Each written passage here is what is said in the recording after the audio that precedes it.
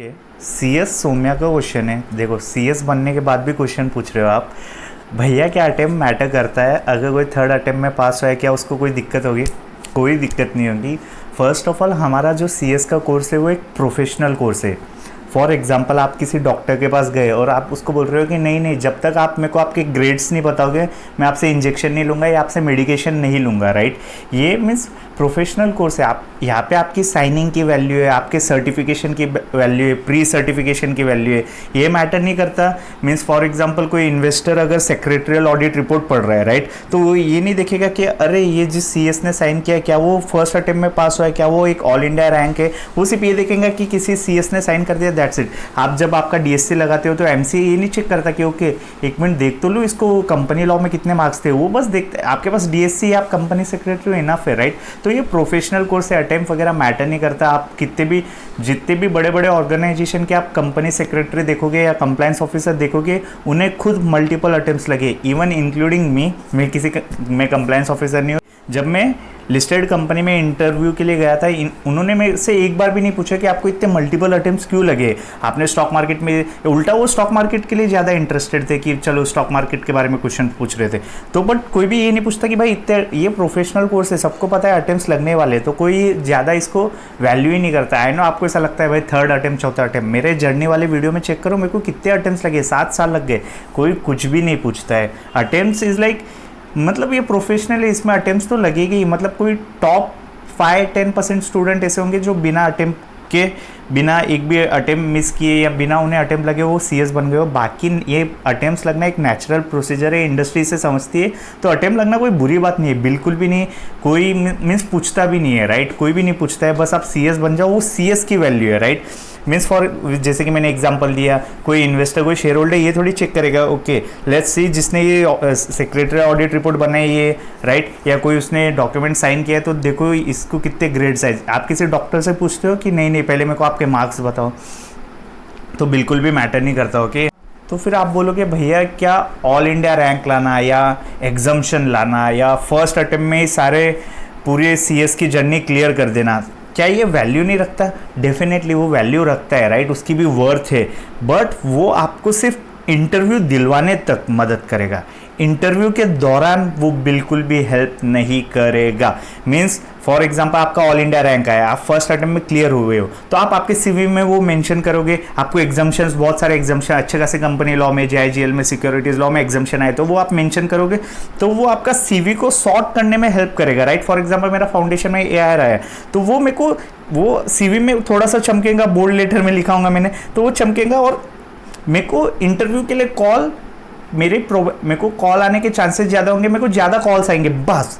But क्या interview के दौरान वो मेरे को मदद करने वाला है? कुछ भी नहीं।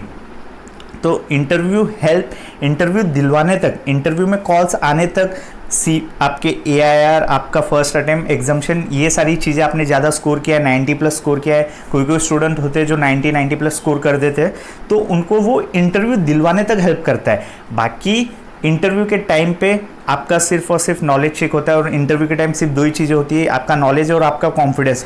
नॉलेज से ज़्यादा आप कितने कॉन्फिडेंट हो, बस वही चेक होता है। चाहे आप लिस्टेड कंपनी में जाओ या फर्म में जाओ, बिग 4 में जाओ, कहाँ पे भी जाओ, सिर्फ कॉन्फिडेंस मैटर करता है। नॉलेज, वो नॉलेज कंपनसेट कर लेंगे, नॉलेज नहीं इतना चलेगा, बट अगर आपके पास कॉन्फिडेंस है और कम्युनिकेशन स्किल है, तो कम्युनिकेशन स्किल कहाँ से आएगा? आपके पास कॉन्फिडेंस है तो ही आप बेटर कम्युनिकेट कर पाओगे, राइट? अगर आप ब्लैकआउट हो गए, राइट, तो फिर आप उतना अच्छे से कम्युनिकेट नहीं कर पाओगे। तो मोर इंपॉर्टेंस है कॉन्फिडेंस, फिर आपका कम्युनिकेशन स्किल, फिर इन द एंड नॉलेज भी मस्ट है। नॉलेज मस्ट है, वो तो आने वाला है, बट उससे ऊपर मैं 2 को रखूंगा कि आपके पास कितना कॉन्फिडेंस है। फॉर एग्जाम्पल, वो एक ना एक सवाल ऐसा पूछेगी जो कि आपको आता नहीं है, तो वो चेक करेगी कि ये ब्लफ कर रहा है, राइट, या फिर डायरेक्टली एकदम कॉन्फिडेंटली बोल दे रहा है कि ओके मेरे को इसके बारे में नॉलेज नहीं है, बट मैं इसके बारे में नॉलेज बाद में ले लूंगा, राइट? तो आप डील कैसे कर रहे हो ऐसी चीज़ से जो कि आप अनअवेयर हो, राइट, जो कि क्वेश्चन आपको आ नहीं रहा है। तो इन शॉर्ट, अटेम्प्ट मैटर नहीं करता है, आपका नॉलेज, आपका confidence, right? In the end आप सीएस बन जाओ, वही मैटर करता है। बाकी अटेम्प्ट आप कितने भी बड़े बड़े ऑर्गेनाइजेशन के चेक कर लो, वो खुद 26-27 ये टाइम पे सीएस बने।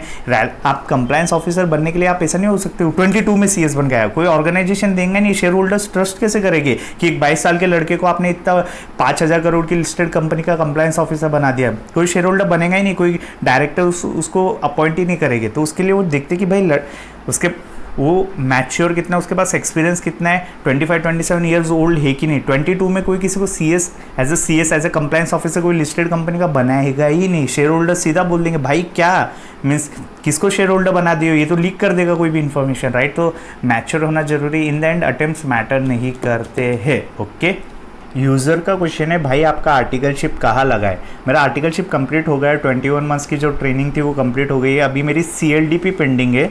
CLDP स्टार्ट होने वाली है अराउंड 7 अक्टूबर से। तो अभी वेबिनार मोड कर दिया उन्होंने, जो कि मैं बहुत नाराज़ हूँ ICSI से कि पहले वेबिनार मोड नहीं था, पहले आई थिंक रिकॉर्डेड था तो बहुत जल्दी हो जाता था। अभी मेरे को मेरा वेबिनार मोड है, फिर रेसिडेंशियल है। तो 7 अक्टूबर से मेरी CLDP चालू होगी, राइट। लॉन्ग टर्म ट्रेनिंग के बाद जैसे आप प्रोफेशनल पास हो जाते हो और लॉन्ग टर्म ट्रेनिंग 21 मंथ्स की कंप्लीट कर लेते हो तो आपको एक और ट्रेनिंग करनी पड़ती है, CLDP corporate leadership development programme, जो कि 30 दिन की है, 15-15 ओके 15-15। तो 15 दिन वेबिनार मोड है जो कि मेरा 7 अक्टूबर से स्टार्ट होने वाला है, और 15 दिन रेसिडेंशियल मोड कर सकते हो आप, राइट। तो वो भी बाकी है मेरा अभी। ओके, एक लास्ट क्वेश्चन ले लेते हैं सौम्या का ही। अगेन सौम्या का ही क्वेश्चन ले लेते हैं कि वेरी इन्फॉर्मेटिव वीडियो भाई, my question is tell us about your articleship and stipend, right. तो मेरी इंटर्नशिप की जर्नी भी बहुत लंबी जर्नी है, 21 महीने की जर्नी है, बट मैंने 2 बार NOC लिया है। मतलब 3 अलग अलग जगह से मैंने मेरी ट्रेनिंग कंप्लीट की 21 महीने की। भैया 21 महीने में आपने 2 ट्रांसफ़र ले लिए, राइट। हाँ लिए मैंने, ओके कुछ कर नहीं सकते उसके बारे में। तो पहले मैं मेरी ट्रेनिंग करता हूँ एक फर्म से जो कि जयपुर में रहती है। वहाँ पे मैं अराउंड मेरे को स्टाइपेंड मिलता है 4,000 का स्टाइपेंड मिलता है, ओके। फिर मैं मेरी ट्रेनिंग करता हूँ एक लिस्टेड कंपनी से। मैं मेरे होम टाउन आ जाता हूँ। मेरे अगर जर्नी का वीडियो आपने चेक किया होगा तो उसमें बोला है मैंने, तो होम टाउन में आ जाता हूँ। वहाँ पे मैं लिस्टेड कंपनी में लगता हूँ जो कि मेरे को पे करते 18 के। फिर अगेन वहाँ से मैं वापस से NOC ले लेता हूँ, क्योंकि मेरे को मेरा जो ग्रुप 2 था वो बहुत तंग कर रहा था। CS प्रोफेशनल का ओल्ड सिलेबस का ग्रुप 2 पूरे CS का सबसे टफेस्ट ग्रुप है। 3 सब्जेक्ट है उसमें, जो RCD है जो कि अभी न्यू सिलेबस में ही नहीं। RCD इतना टफ है कि क्या बोलूँ, वो मेरी जान खा रहा था। तो मेरे को लग रहा था मेरा ग्रुप 2 के लिए मेरे को घर पे ही बैठना पड़ेगा, राइट। तो मैं अगेन उनसे NOC लेता हूँ। 1 महीने बाद मेरे को वर्क फ्रॉम होम का एक अच्छा ऑफर मिलता है।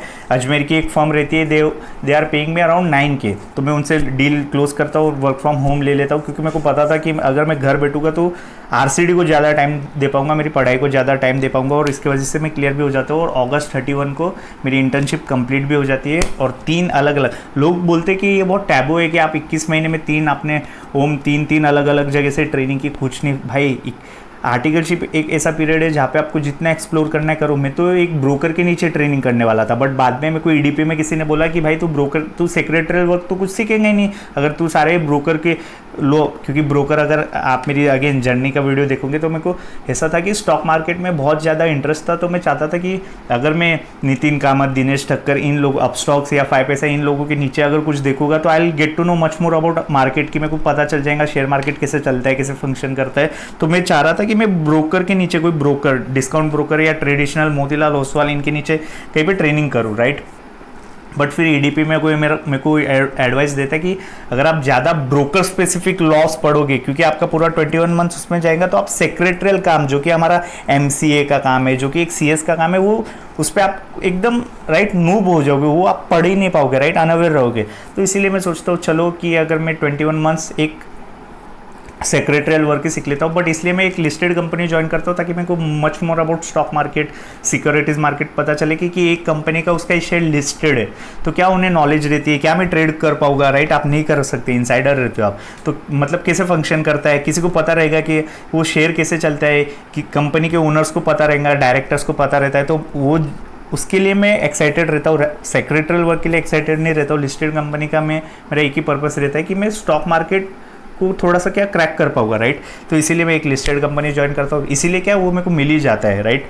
और बाद में अगेन फिर मैं मेरा वो काम जितना मेरे को सीखना था सीख लेता हूँ मैं। वो भैया आप ऐसा क्या करते हो, मतलब 4 मंथ में आपने जैसे फर्म छोड़ दिया, अगेन आपको ग्रुप क्लियर करना था, आपने लिस्टेड कंपनी छोड़ दी, तो बट मैं बोल रहा हूँ ये गोल्डन पीरियड है आर्टिकलशिप। यहाँ पे आप जितने मिस्टेक्स कर सकते हो, और पहली बात तो ये मिस्टेक ही नहीं, आप छोड़ रहे हो, आप इतने ट्रांसफर ले रहे हो। आर्टिकल अगर ICSI खुद अलाउड कर रहा है, आप 3 डिफरेंट जगह से आपकी ट्रेनिंग कंप्लीट कर सकते हो, तो वाई नॉट, क्यों एक्सप्लोर क्यों नहीं कर रहे हो। बाद में भैया बाद में जॉब लेने के बाद तो बाद भी एक्सप्लोर कर सकते हो, बट मैं बोल रहा हूँ यही आर्टिकलशिप का टाइम में आप उल्टा किसी को बैंकिंग में ज़्यादा है तो एनबीएफसी में ट्रेनिंग करो, किसी बैंकिंग के इसमें ट्रेनिंग करो। अगर आपको बीएससी एनएससी में वो भी ट्रेनिंग इंटर्न्स लेते हैं तो आप बीएससी एनएससी में जा सकते हो, आप आरटीए के नीचे ट्रेनिंग कर सकते हो, राइट।